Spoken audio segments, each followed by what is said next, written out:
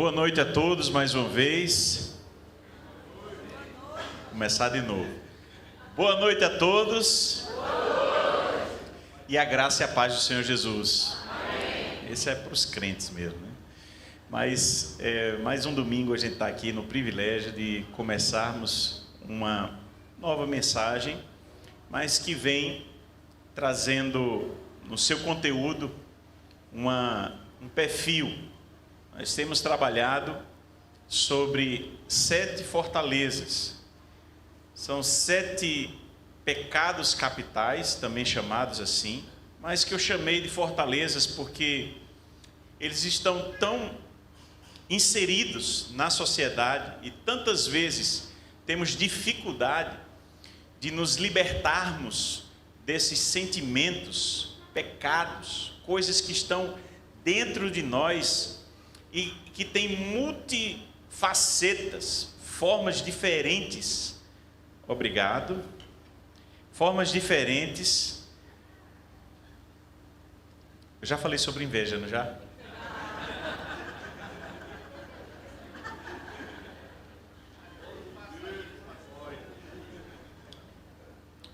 Que delícia.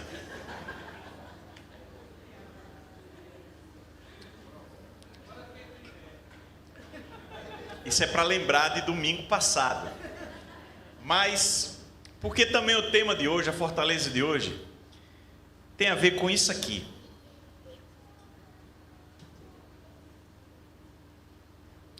Meu Deus, que delícia.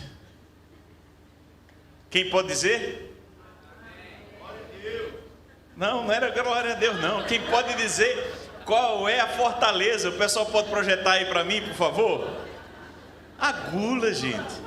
A gula. Mas olha, é interessante porque a gente associa a gula diretamente com comida. Mas é tudo que você ingere. Eu vou falar detalhamentos, a gente vai chegar nisso. A diferença entre gourmet e ser gula, e a diferença entre aonde começa a ser pecado, aquilo que Deus nos brindou como um presente que Ele nos deu, de ter prazer na vida, e aonde começa a mudar o sentido. E é interessante que há tanto para ser falado sobre esse assunto, há tanto para ser falado. Eu vi vários pregadores, eu sempre faço isso durante a semana, e Deus vai me dando os textos, eu vou meditando nos textos, estudando os textos e ouvindo também. E tem algumas coisas que eu acho exagero de ou não, né? E tem outras que tem algumas sacadas que eu digo, meu Deus do céu, é verdade? Como é verdade isso? E eu tento trazer, de forma que sempre nesse tema, principalmente,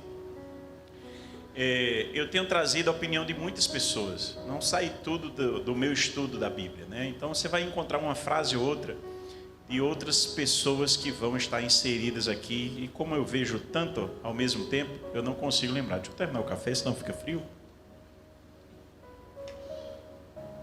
Obrigado.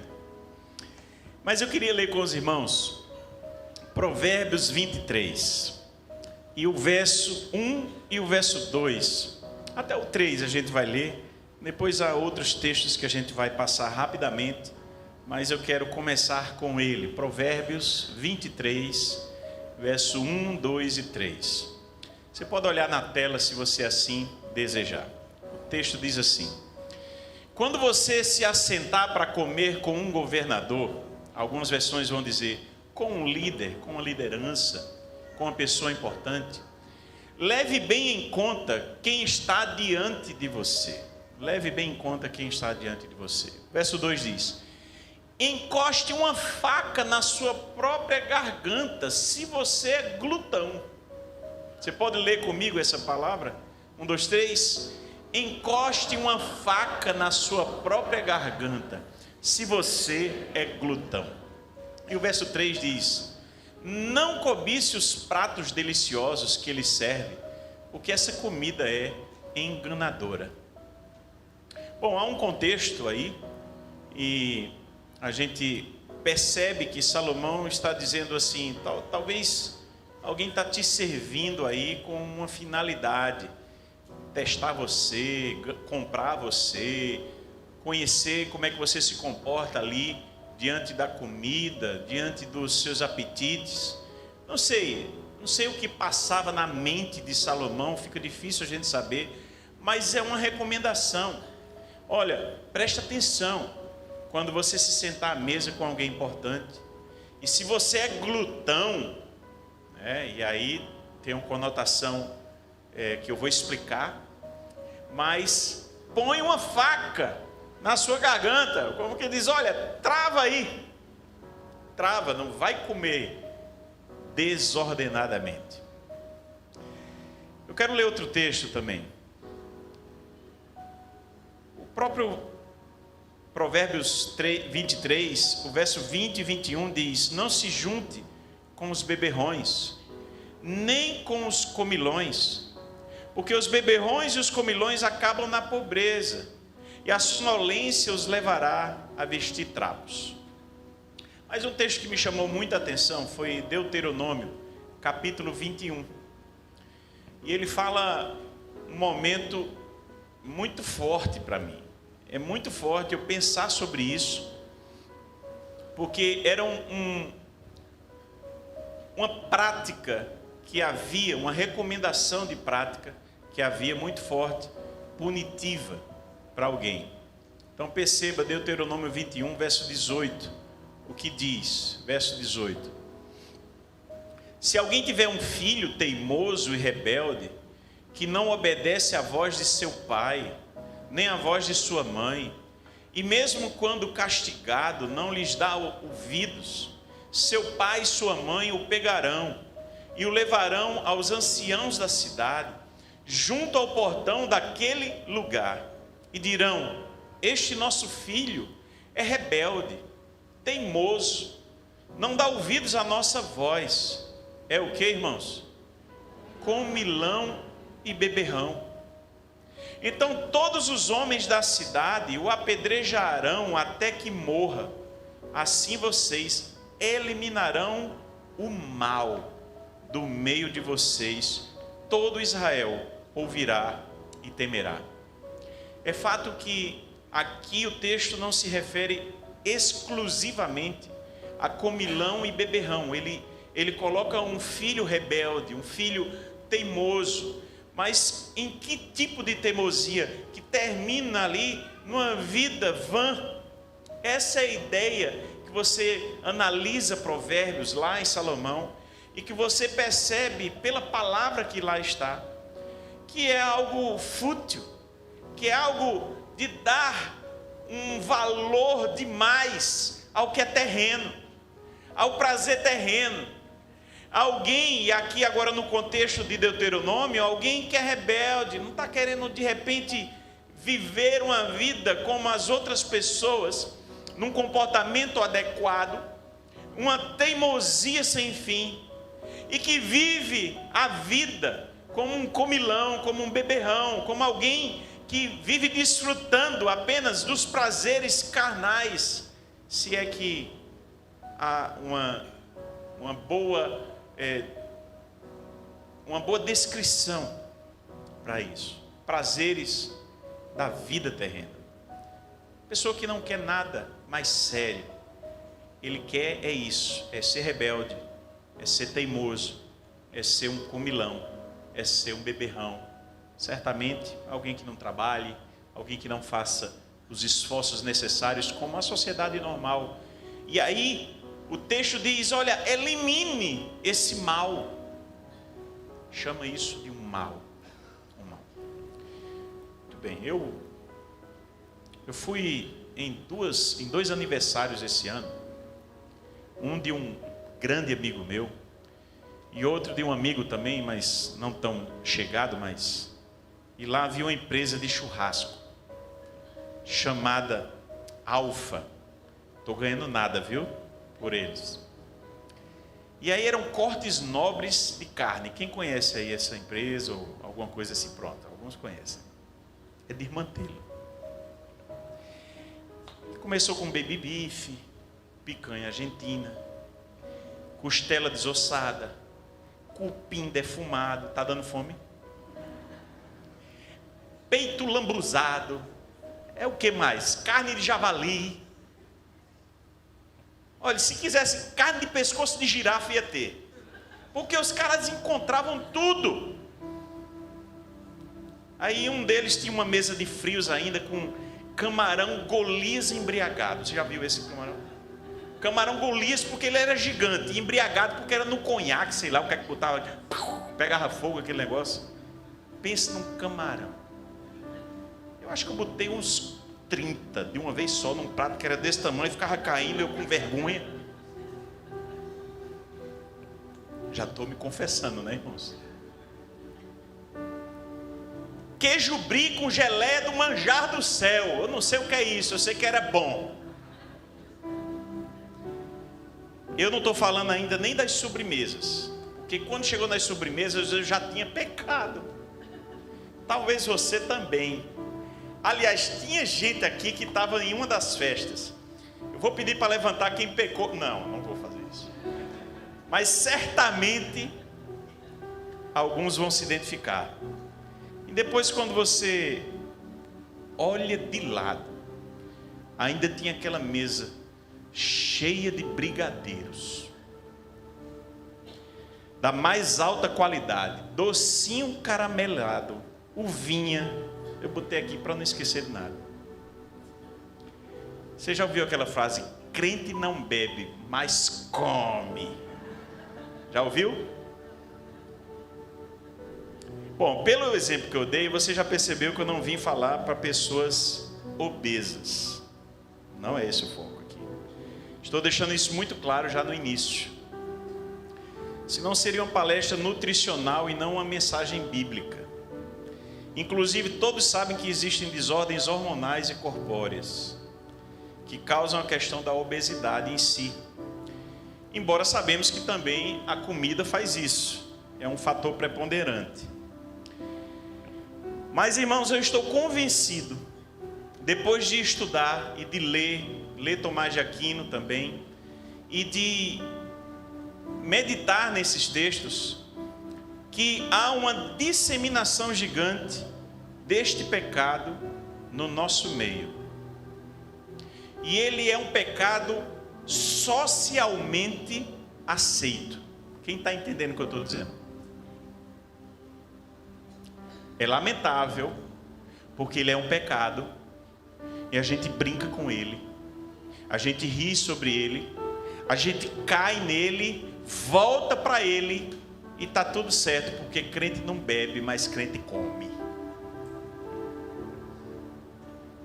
A Bíblia chama de pecado a pecado. Muito bem. Qual a diferença do gourmet para o glutão? O gourmet desfruta, dá tempo ao paladar. Ele dá tempo até de se sentir saciado já, porque a questão dele é perceber aquela comida e agradecer até a Deus, né? Se é um gourmet cristão, agradecer a Deus pelo privilégio da comida maravilhosa que ele está desfrutando ali, quando tanta gente não tem. Mas o glutão, ele devora. Ele nem vê o que comeu. Você viu como o brigadeiro estava lindo em formato de coração? Que coração? Porque já entrou. Já entrou, né? Não sentiu o cheiro, não viu, apenas devorou. A diferença entre comer para viver e viver para comer. O glutão e o gourmet. Bom, no texto, glutonaria, John Wesley comenta o texto e diz que nós precisamos conter nosso apetite como se de fato um homem estivesse com uma faca na nossa garganta. Alguém já imaginou essa cena? Alguém estava comendo, chega alguém e põe uma faca afiada na sua garganta e você o quê? Para, de imediato. E ali está a sabedoria inspirada por Deus de Salomão para dizer assim: cabe na nossa vida dominar aquele apetite desenfreado. nos cabe fazer isso, nos é apropriado fazer isso, e que nós precisamos tratar isso. A palavra que está lá, zalau, é ser leve ou sem valor, uma palavra ligada a coisa inútil. Quando você é um comilão, quando você é um beberrão, você está se ligando a uma coisa inútil, você está fazendo algo que se perde. A tradução do Paulo Júnior é como uma falta de dignidade, um excesso e entrega à futilidade. É entregar-se a uma futilidade inútil. Talvez você não se enquadrou ainda, mas deixa eu dizer mais algumas coisas. Vamos lá. Talvez você já tenha comido um prato pensando na sobremesa. Alguém já fez isso? Almoçar pensando no jantar. A obsessão dessa pessoa é a comida. No Novo Testamento aparece glutonarias e bebedice juntos, há textos juntos. Gálatas 5, por exemplo, é interessante que a mente trabalha de maneira estranha, né? Nós condenamos o cara que se embriaga, mas o viciado em açúcar, por exemplo, passa para nós como tudo bem. Maneira aí um pouquinho, mas não passa como algo que a gente precisa fazer com tanta força. O viciado em café, o viciado em chocolate, aquele que não consegue viver sem um docinho depois do almoço. O pastor está pegando pesado, não? E você pensando que ia ficar só no orgulho e na inveja, né? A mente trabalha assim, de coisa para a gente sempre se aliviar.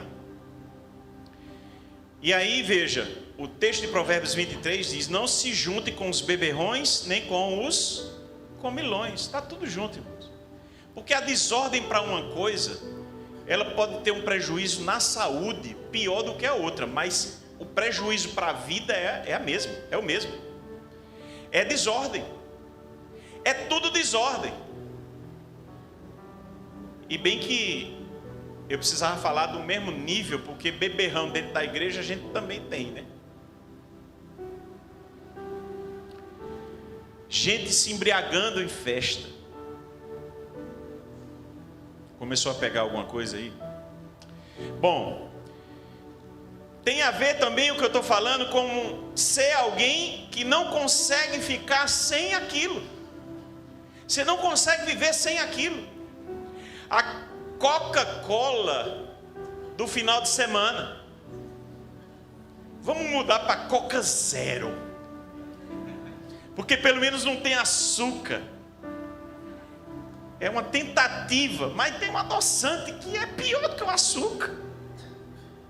Em que nível de pior a gente está trabalhando? Depende, porque o adoçante, me parece aí, nutricionistas me corrijam, que fica na célula por muitos anos. Bom, a Coca-Cola, que antigamente a de 1 litro era para a família, hoje a de 1 litro é para uma pessoa. Tem gente assim. Eu conheço gente que toma na hora do almoço, ou tomava, uma Coca de 2 litros, sozinho. Eu não vou dizer que é você que está me olhando, não vou dizer, mas quem conhece alguém que toma muita Coca-Cola, levanta a mão. Isso faz um bem danado, né, gente? Faz um bem danado. Tomás de Aquino disse que são estabelecidas por Gregório, como vício da gula, 5 modos. Ele seleciona 5 maneiras de você estar enquadrado dentro da gula. Primeiro, não conseguir não antecipar a hora. Ou seja, eu estou com tanta fome que ao invés de almoçar de 12:30, sei lá, 1 hora, como hoje eu vou comer às 11:30, porque eu não aguento de fome. Isso é gula, segundo Tomás de Aquino. Uma outra maneira, exigir alimentos caros. Aqui em casa é só filé, ainda bota um R no final, é filé, igual o café. tinha uma professora que chamava café. Eu dizia, ela está botando um R no final, o que é isso? Exigia alimentos caros. Outra maneira, gente que é tão apegado ao prazer que ele não consegue mais comer uma comida simples. Isso é gula também. Uma expressão da gula segundo Tomás de Aquino. Outra expressão da gula é reclamar dos requintes no preparo da comida. Tá com pouco sal, faltou um temperozinho ali. Você não usa açafrão, não. Você não usa reclamar. O preparo não foi como você queria, porque o prazer tão elevado que você está esperando ali, você não teve, não alcançou. Isso é uma expressão de gula. São as variantes. Quem já pediu sal? Você não consegue comer aquela comida sentindo prazer sem sal? E aí veja, pastor, mas eu posso botar o sal, vai ficar melhor. Não estou falando nisso. Na verdade, não sou nem eu que estou dizendo isso. Quem está dizendo é Tomás de Aquino.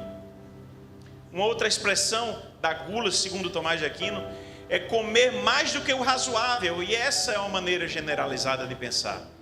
Ou seja, quem sabe um prato com salada, com comidas bem selecionadas, seria suficiente para a grande maioria do planeta inteiro.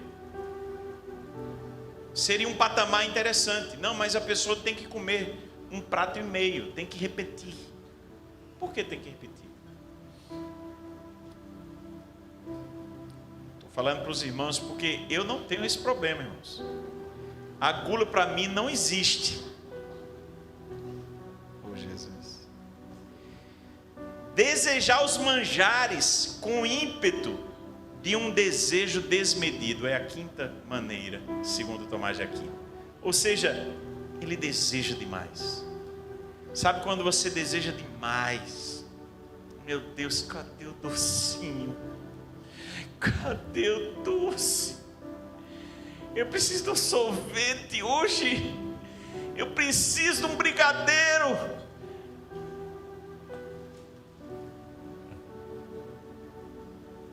Trocando em miúdos, comer antes da hora, não aguentar não comer antes da hora, exigir comida cara demais, reclamar que a comida não foi bem preparada, comer mais que o razoável, o abrangente para todas as pessoas, desejar os manjares de um ímpeto tão assim desmedido. Tudo isso é gula. Só que isso foi Tomás de Aquino. Eu listei outras coisas. Meu Deus, vem mais? Vem. Outras expressões de gula.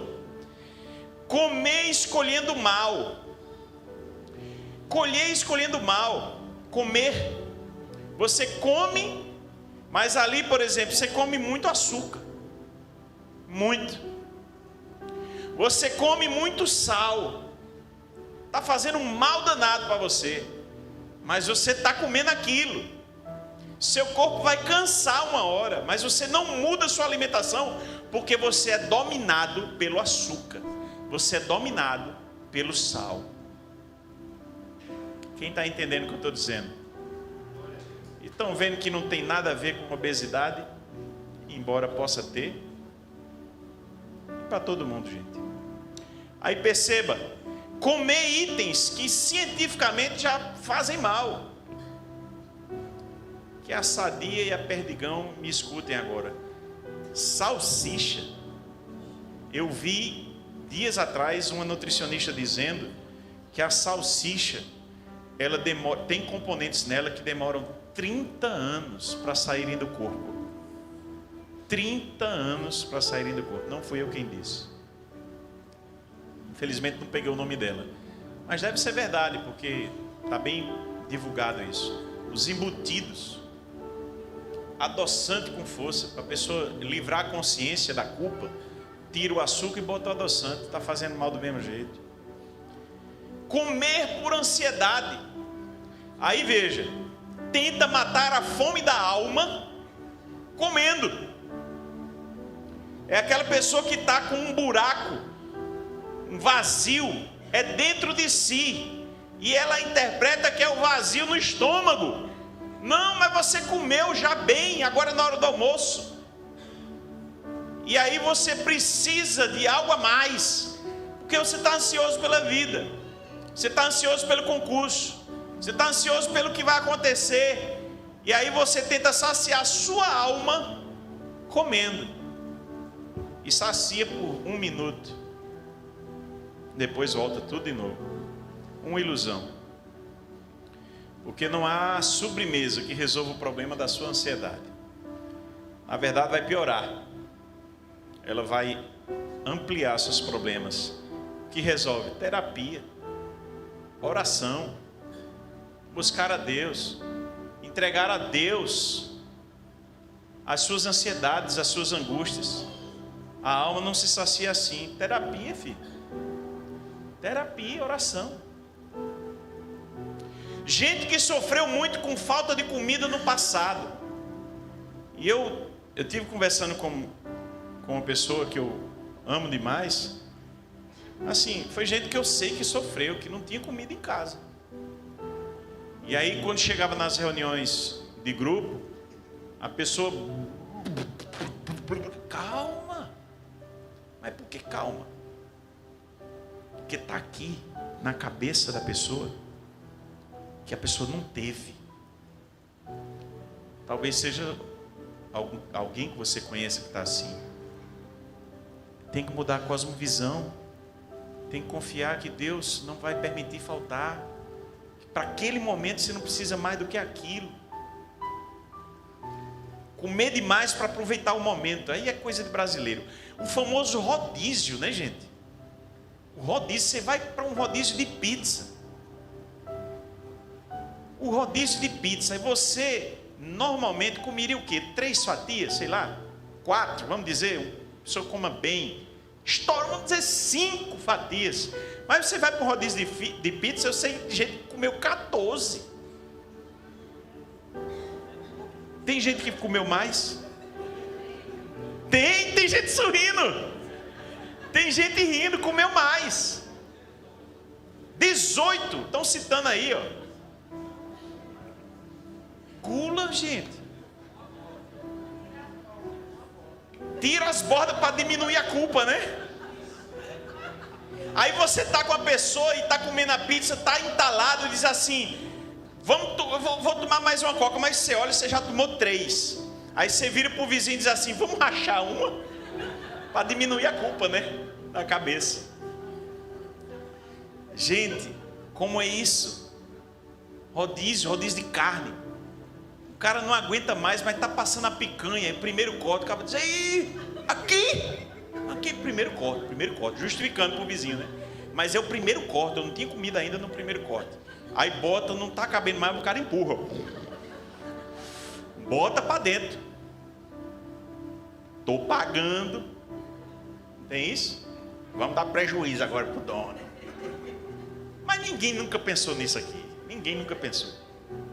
Gula. Olho gordo. Sabe aquela ideia da sobremesa? O cara comeu, esqueceu que tinha sobremesa. Aí está na festa da família. É Natal, é feriado, não sei o que. Tá, todo mundo comeu. Ele esqueceu da sobremesa, ele está empanturrado, ele não aguenta mais nada. Lá vem 3 sobremesas. Um pudim. Eita Jesus. Aí bota um negócio tudo assim em cima da mesa e 50 brigadeiros ainda, daquele top. Aí o cara olha, assim: meu Deus, não aguento mais não. Vou fazer o seguinte: dá um pulinho. Alguém já pulou? Eu já vi gente pulando. Deixa eu dizer mais, brincando, mas eu já pulei. Isso tem que caber. Vamos caber, vamos pular aqui para o negócio. E tem uma frasezinha que eu já disse várias vezes: sobremesa, ela desce se encaixando, né? Nos espaços vazios. Que espaço vazio, criatura? Não tem mais nada. Tu já comesse 3 vezes o que podia. 3 vezes o que podia. Olho gordo.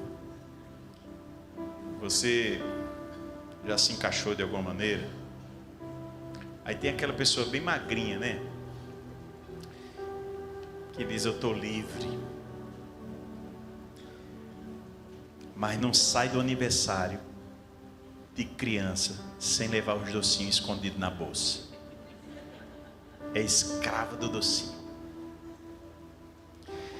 Tem gente que ainda tem a cara de pau de dizer assim: ei, me dá um pratinho para levar para mamãe, disse. Mamãe, a barriga dela é mamãe que chama. Cenas da madrugada. Conheço quem tomou um período da madrugada uma Coca-Cola gelada de madrugada e tinha que ser da latinha, bem gelada, de madrugada. Ao invés de tomar água, tomava uma Coca de latinha. Fato verídico. Por um período longo a pessoa fez isso. Foi tão inoportuno que a pessoa precisou botar uma geladeira em cima da cama. Botou aqui, ó, pendurado em cima da cama, para não ter que ir na cozinha. Não estou brincando. A pessoa de madrugada acordava 2 da manhã, abria a geladeira da cama mesmo, puxava a coca, abria e tomava, voltava para dormir. Bom, você nunca pegou o leite moça e não deu tempo nem de botar no potinho, né, de servir, e já botou direto na boca e puxou. Ninguém nunca fez isso. Olha, um gordinho sabe o que os gordinhos fazem. Não é assim? Ou já fizeram na vida? Gente, eu podia passar a noite toda aqui. Eu tenho mais coisa aqui, mas eu vou parar por aqui. Tá bom, né? O pastor já me enquadrou de algum jeito, não já? Deixa eu dizer só mais uma. Teve um aniversário de Camila, minha filha. Ela vai lembrar. Ela era louca por empadinha. Tá sem poder comer empadinha no momento, mas louca pela empadinha Barnabé. Também não tenho propaganda nenhuma. Fred tá ganhando aí de graça, porque é muito boa a empadinha mesmo. Mas teve um aniversário que foi de empadinha Barnabé. Até aquele empadão foi lá em casa. Foi interessante. E aí tava lá os amigos dela, tá, um ou outro amigo meu. E essa festa teve tudo quanto é de empadinha. Foi empadinha. A gente investiu nesse negócio. Foi empadinha para todo gosto. Todos os tipos a pessoa comia. Só que olha só. No final mamãe chegou. Mamãe está me assistindo hoje de casa. Beijo, mãe. Mamãe chegou e disse assim: meu Deus, tem empadinha de doce de leite. Eu sou louca por empadinha de doce de leite. Eu não vi. Porque aí, essa hora não tinha mais nenhuma lá, né? Aí um grande amigo meu, que estava sentado junto de mim, fez assim: Dil, vou te dar porque é tu, viu? Puxou de baixo assim, uma caixa de 6. Tinham 6 de doce de leite. Toma uma. Tá bom, vou te dar 2. Aí fechou. Tu tinha 6 aí embaixo, estava guardado para depois. Nem é gula, nem é isso, gente. Como é isso, gente? Só estou contando verdades aqui. Bom, o diagnóstico é que a gula, queridos, é uma idolatria. Você idolatra o prazer.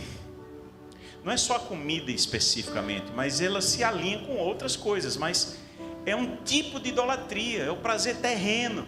Filipenses 3, verso 18 e 19 diz assim: olha, pois muitos andam entre nós, dos quais repetidas vezes eu lhes dizia, e agora digo, até chorando, que são inimigos da cruz de Cristo.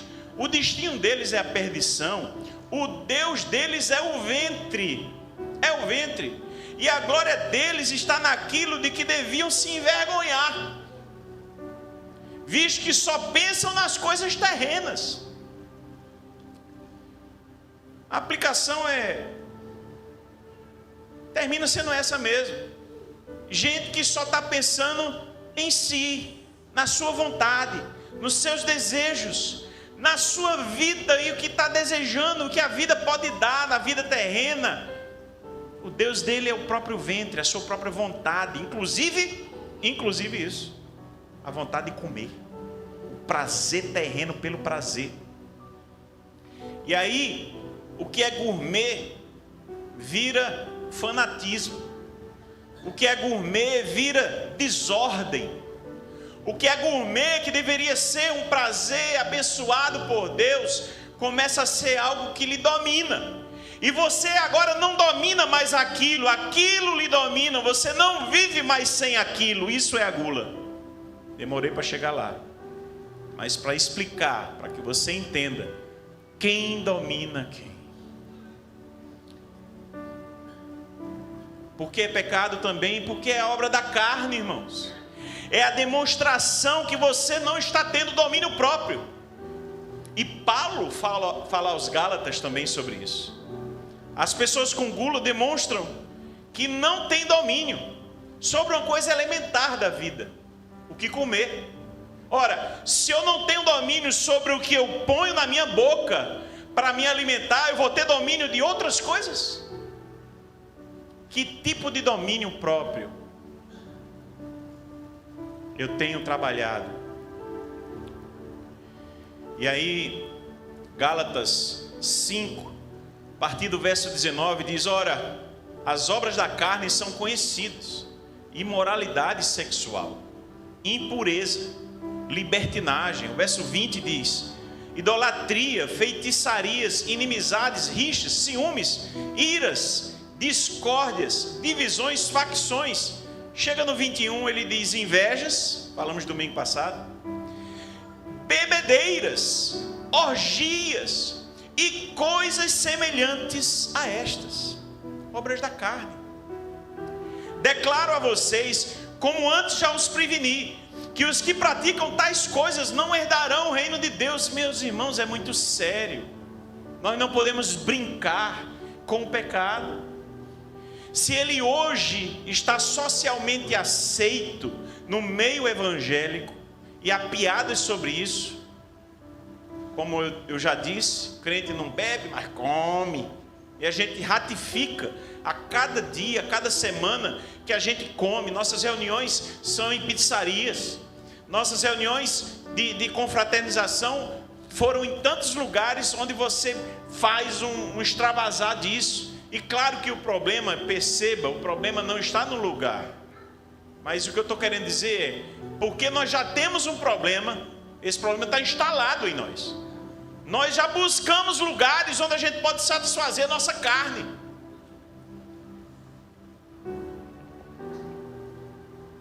Até quando nós vamos fazer isso? Até quando nas nossas reuniões, as nossas escolhas para comer, não vai ter a salada de fruta? Não vai ter comidas mais bem elaboradas, que são mais saudáveis? Eu não sei se você está me entendendo. Ah, o pastor agora não vai comer nem um bolinho mais. Não estou falando isso. O que eu estou falando é que a gente precisa talvez reconfigurar a nossa mente. Não é que você não vai mais fazer determinada coisa, talvez você vai fazer menos. E aí, a palavra equilíbrio, a palavra que põe as coisas em ordem. Qual o tratamento, irmãos? Se a gente já entendeu que isso é uma idolatria, se a gente já entendeu que isso é dar vazão a um pecado, que é um descontrole, sair do domínio próprio, que é fruto do Espírito. Eu nem terminei de ler o texto. Fruto do Espírito, que a gente deveria manifestar, sabe? Não chegou, não vou mais tomar isso, já chegou no limite. Não vou mais comer isso, tá bom já. Não vou mais botar açúcar aí, não preciso do chocolate hoje não. Hoje eu vou fazer diferente. E se eu não tenho domínio, e aí perceba o valor do jejum, o valor de você treinar. Ah, pastor, eu jejum, mas não continua com o problema. Jejue mais. Jejue mais. Quem tem mais problema precisa de mais solução. Qual o tratamento disso, pastor? Como é que eu me livro disso, pastor? Eu estou tentando aprender também, irmãos. Mas eu já entendi. Algumas coisas eu já entendi. E é sempre o começo. Reconheça. Essa parte eu já consegui chegar. Deus, eu tenho um problema nessa área. Eu tenho um problema. Me ajuda, Senhor. Oh Deus, me ajuda. É um pecado, irmãos.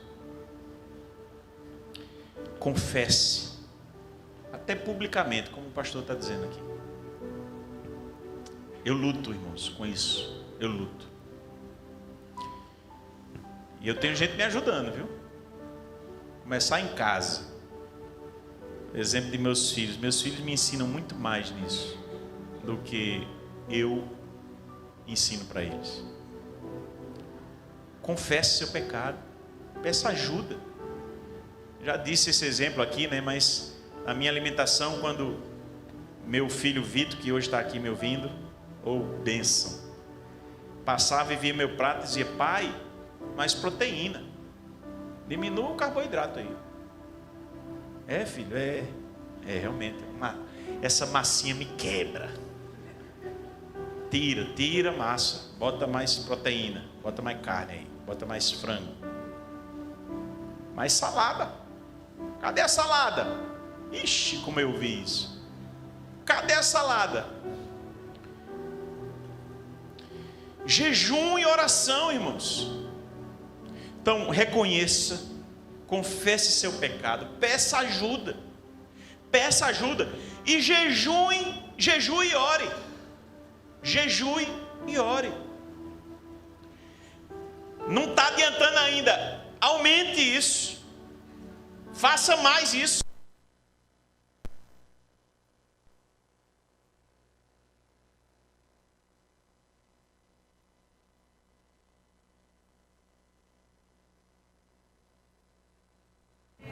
Amém, glória a Deus, chegou já. Obrigado, gente. É luta pro pessoal do SEI, viu? Eles outros escapou alguma coisa, meus irmãos. Aí todo mundo olha para lá, né? Vocês são uma bênção, viu? Equipe SEI. Uma salva de palmas para eles, gente.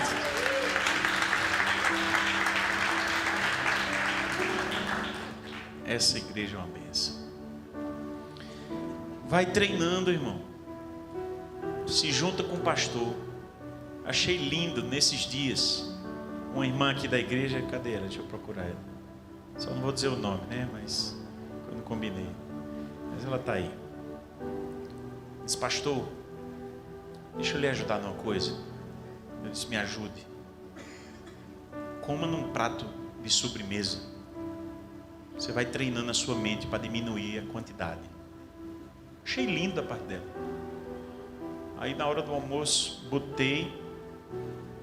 tirei a foto e mandei para ela. Claro que almoçando ou jantando com os outros fica feio, né? Meu prato pequenininho termina botando outro prato. Mas quando eu estou só, eu já peguei isso. É um prato menor mesmo. Para ir treinando. Carinho. Reconfigure a sua cosmovisão. Detectou que o problema está lá atrás. Busque terapia, meu irmão. Ajuda. Peça ajuda a Deus. Mude suas rotinas. Mude sua alimentação. É preciso às vezes reconfigurar tudo. Quem está entendendo o que eu estou dizendo? Às vezes são práticas de muitos anos. Você não vai ter a vitória hoje nem amanhã. Você vai ter daqui a um ano. Lutando todo dia até lá, reconfigurando, repaginando a vida, reorganizando. Hoje eu trocando de roupa, minha mulher olhou assim para mim e disse: Tinho, eu estou vendo por costela aqui de lado. Eu digo: não é possível, depois de tanta malhação, depois de tanto futebol, até me machuquei sexta-feira passada agora. Que nada mudasse aqui, né, em mim. Eu perdi 1 quilo, irmãos, é muita coisa.